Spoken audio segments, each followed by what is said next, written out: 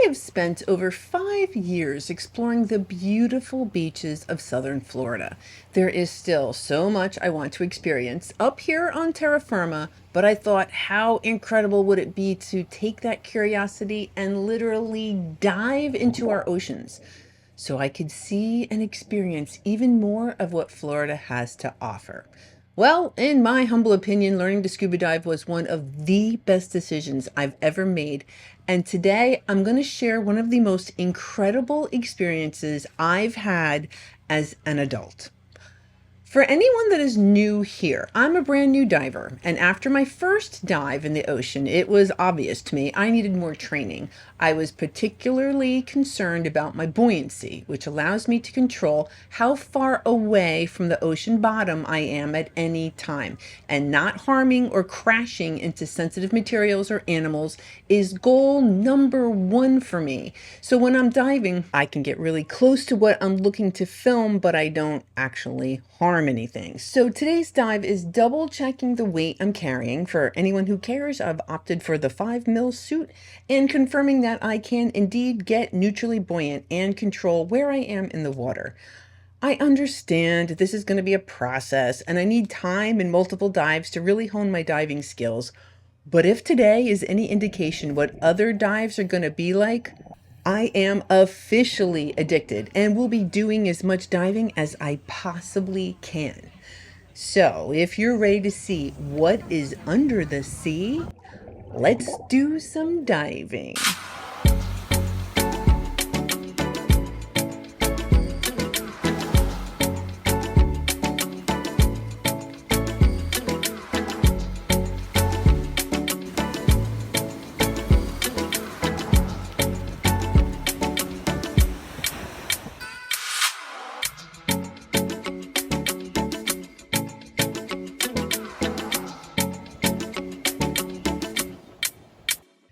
Now, the first thing I did when I got down was to work on my buoyancy. That was the point of me going on this particular dive. So I have a little bit of footage of the spotted eel, but I had already been underwater for a while. I just wasn't recording because I was, like, again, working on my weighting and buoyancy. Look how snappy it is.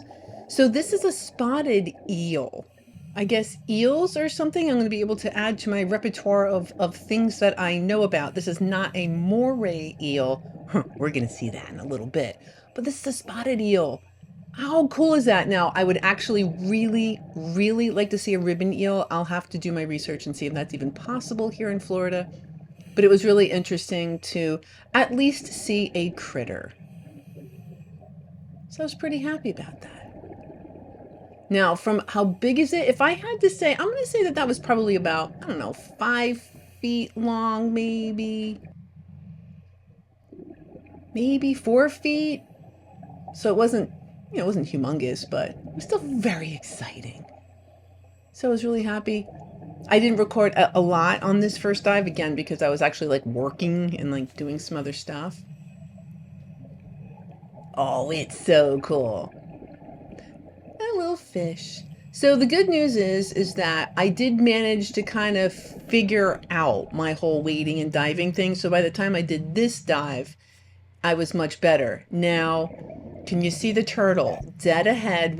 I literally dropped into the water, turned around and started recording because there was a sea turtle right there. Am I freaking out? Yes. Internally, I am absolutely mesmerized. I can't believe I'm going to get to swim with this turtle. I'm bummed that the color isn't there. We're going to talk about that in a little bit. And it's because I don't have any light. So I'm only dealing with natural lighting, and the sea kind of, it saps the color. Oh my gosh. So I believe we're looking at a green turtle here, and that's something else that I'm excited that perhaps I will get a little bit better at identifying. There's only like 3 turtles, maybe 4 that we would really see here in Florida. There's 7 total. Actually, there's maybe 8. I saw there was also a black turtle that I'd never heard of. But how exciting. Yes, I was absolutely mesmerized.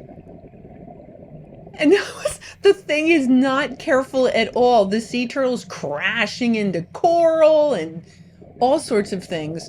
But hey, turtle does what a turtle's going to do. No, my instructor is trying to kind of help me, I think, and not, kind of guiding the turtle so it wouldn't just swim off into the abyss, so we can get to see a little bit of it. And this is how I was able to identify it. It doesn't have that big, massive head like a loggerhead, and it's not a hawksbill. So by process of elimination, and I do think this is a female. I had read that they talked about the male and the female, the difference. The males have a much bigger tail. I can barely even see her tail. So I'm assuming, if someone knows otherwise, please let me know. This is going to be one of the many things we're going to get to learn about. Oh my gosh. Now, scuba diving, you have a tank and you can only breathe at a certain rate. You do not want to exert yourself to the point where you're like breathing a little bit heavy. So I am not going to chase the turtle down. It's just not safe. You want to go slow and steady. So I'm just going to let that turtle swim away. Wow. What an incredible experience that was. So now I'm just absolutely buzzing. I was swimming with a sea turtle. Oh, that was exciting. And so there's little fish and stuff here. I do hope, I know I had mentioned the lighting, and so I will need a new camera. I'm just using an Osmo underwater camera, and I don't have a light. And I don't like, I don't feel like I'm going to be able to see things close up with this particular camera, so I am going to go ahead and invest in something different. Now, if I'm going to go through all this effort and getting underwater, I want to be able to see what I'm recording. So look here. That's the first time I noticed stony coral. Now, it's coral that you would find like on the beach. That would be considered stony coral. And unfortunately, there's this thing called stony coral tissue loss disease. And that's a big problem. And someone mentioned that in my previous dive video. So I wash my equipment off really well anyway, just for longevity. And believe me, it's expensive. So I wash it. I take pretty good care of it. And so it's good to know that I need to wash it anyway, just to take care of it for longevity purposes, but that I'm also kind of protecting some of the coral down here. This doesn't look like coral. This mostly looks like sponges, soft corals, sea feathers, things of that nature. It'll look a lot prettier by the time I get my new equipment and we can actually see. It won't look all gray and stuff, but I will show you in a minute. I will show you what something would look like with a light. Not here. Now we're going to talk about the Osborne Reef. So back in the 70s, people thought it would be a good idea to create this artificial reef from discarded automobile tires. They thought it would provide a new habitat for marine life, it would prevent coastal erosion, and they were able to repurpose 2 million old tires. Well, there was a little bit of a problem with that. The tires were too buoyant and mobile, so they did kind of move around. Marine life didn't like to colonize in the tires, and it became an environmental hazard. The tires actually moved around and smashed into other coral, and plastics leaching from the tires. Well, that didn't do the environment any good either. But we will talk about the upside, or what we're doing about it, in a little bit. Here we have a lobster. So we have one of those little Florida lobsters. Our Florida lobsters don't have claws like the ones up in Maine or in the Northeast. Maybe I'll take up lobster hunting one of these days, but I won't be sticking my hand in any crevices, I'll tell you that. Now, here I'm going to show you quickly, my instructor did have a flashlight. So check out how you can see how everything, the color is there. Yeah, I definitely need a new rig. But inside that hole, you see kind of that green ribbony looking thing? That's a Moray Eel. There it is. It's actually popping up on top. In this shot before, it was already on top and we were looking for it inside this hole. So that is a Moray Eel. I'm very excited. I was really, really hoping I was going to be able to see one. And here we are. Now, I didn't know, I don't know if you knew, they have a second set of jaws. You know, like an alien, when it opened its mouth and there was like another set of jaws deep down its throat? Well, guess what? Moray eels have that too. They kind of like hang out in crevices and like sneak attack their prey, but not to worry, they're typically nocturnal hunters. Usually during the day, they're kind of hiding in reefs like this, and they're not aggressive toward humans, unless you happen to stick your hand in a crevice. So yeah, I will not be doing any of that.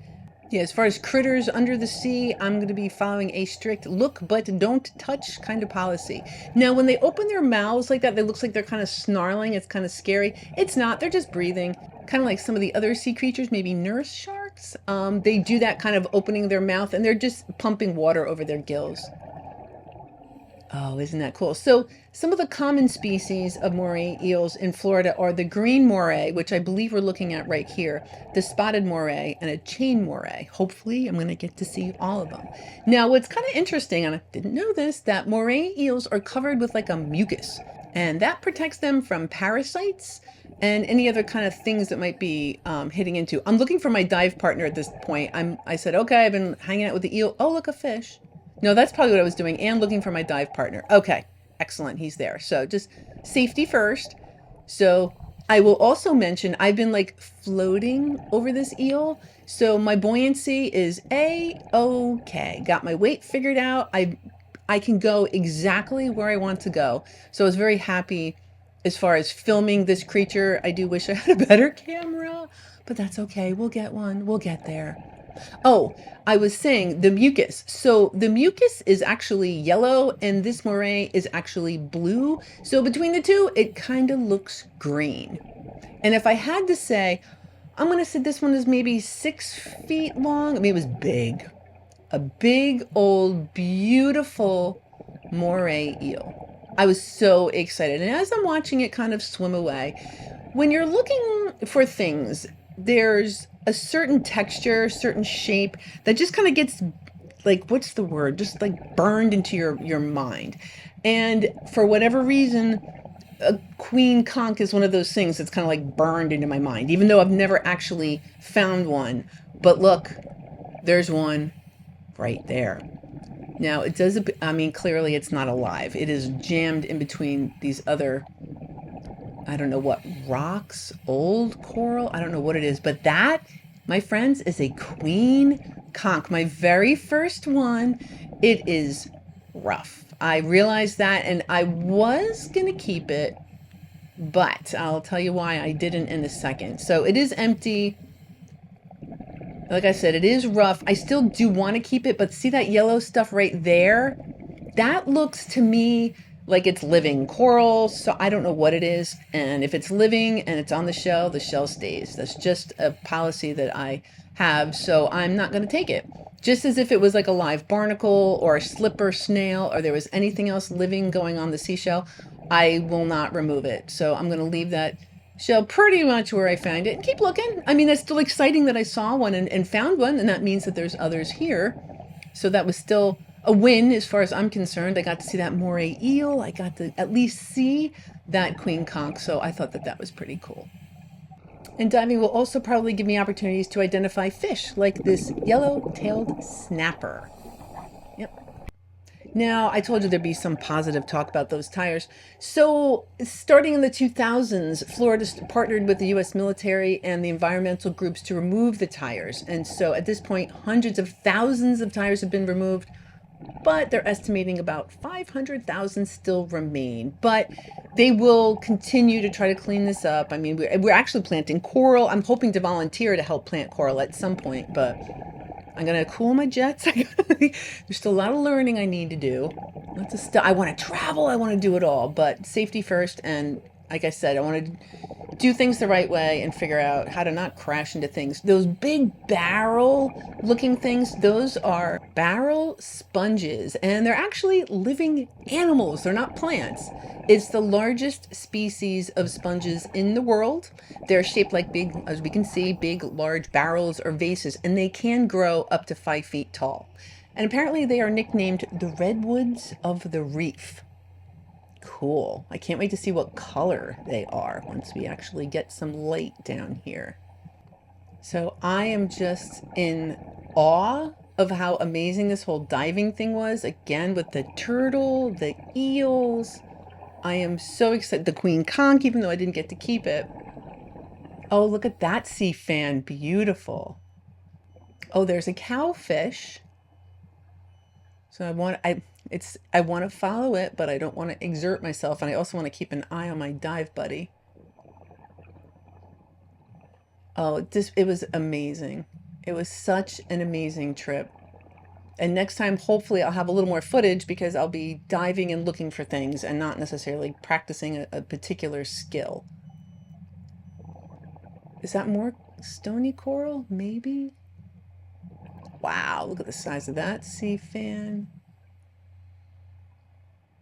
More barrel sponges. Now, I am kind of looking on the bottom for shells. I mean, I am looking for that.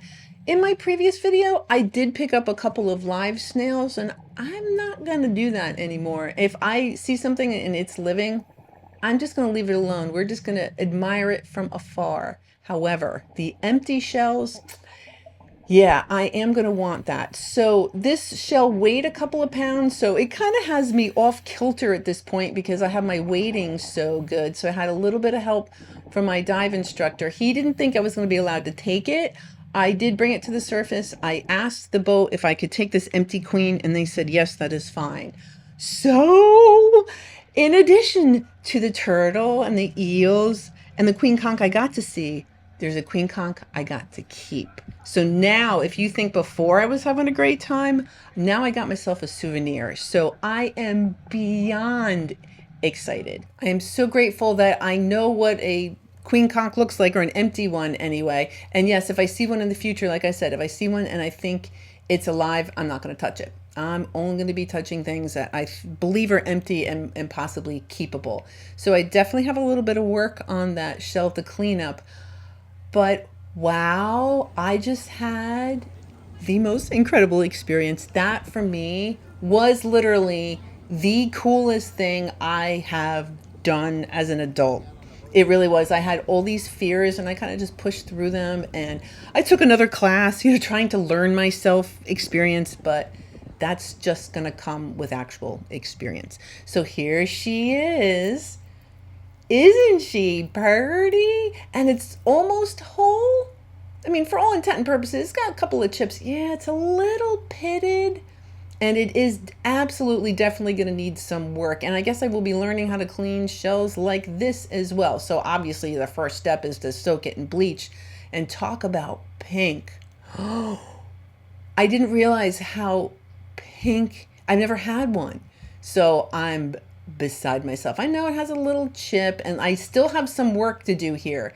Yeah, there's a whole bunch of crustiness that I did end up spending a whole bunch of time. I already found a wire brush that will go on my Dremel that I'm going to use, but it does need more cleaning. So more soaking and cleaning, and probably I will reveal once I'm finally done. And I know I have that horse conch from Marco to show you guys too, but I likely will save that at this point to probably push on over at Patreon. So the names you see scrolling right here, these are Patreons, people who choose to monetarily support me, and I'm so very grateful, and I try to give you extra content when I can. So I'll be sharing that queen and that horse conch with you eventually, once I have the time to do it.